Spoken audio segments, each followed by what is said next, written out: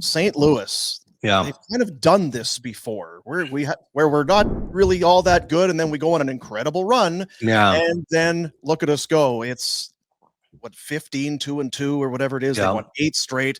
Another come from behind win last night, which also hurts the Flames. Yeah. Dylan Holloway is on an unreal tear, and Broberg continues. Terrific. The other night, Fowler's been playing great. They added him quietly earlier in the year. He had he's on an incredible run with, and Parayko's not even there right now. Yeah, no. I mean, you talk about teams getting hot at the right time, and if you're Winnipeg or Vegas, play St. Louis in round 1. Stinks. Not exactly what you play all season to finish first for. They could go the other way, obviously, but damn, that's a hot team if they can keep this going for another 10, 11 games and head into the playoffs like this. Yeah, I mean, that's fair. And, you look at Kyrou and Thomas and the middle of the pack guys who they absolutely needed this year to find a way to step up. And it's been a while. Like, that has been a development ladder that's been tough to climb for those two guys, but it looks like they're well on their way. And I think we've talked about this before. I just admire the way that Doug Armstrong goes about doing his business. And not just because how well the offer sheet scenarios have played out, but, he clearly looked at Holloway and looked at Broberg and thought, okay, well, those are two guys in their 20s who are going to fit nicely in our age demographic here as we try and transition on the fly. So maybe I'm going to have to pay Broberg a bit more than I want, but I think there's more there than what we saw in Edmonton. And he's 100% right, okay? So then you get poor Drew Bannister, who by all accounts is a pretty good coach. I mean, decent coach at the American League level, earned his stripes to get the NHL bench. Jamie Montgomery gets plugged by the Boston Bruins, and Army's like, that guy's better, so I'm going to get him.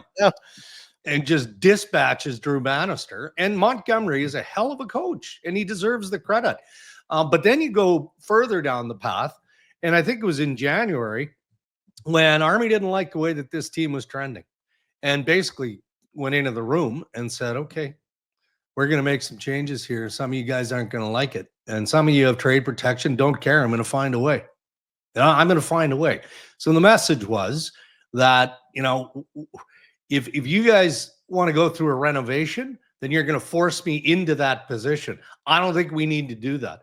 I think that we can improve, add some pieces here, but we do have the core of a team, a nucleus of a team that needs to be and should be much better. And it took off. And that's also why, guys, now to bring you into my world a little bit, like all the stuff around Braden Shen was 100% accurate about him being in play.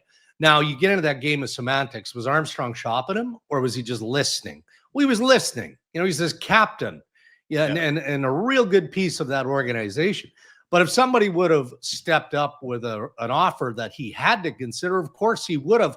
But I also think that he's devious enough to like the idea of Braden and everybody in that room being uncomfortable with the possibility that the captain of the Blues could get traded on March 7th. He was fine with that as a manager because it just squeezed a little bit more juice out of certain guys.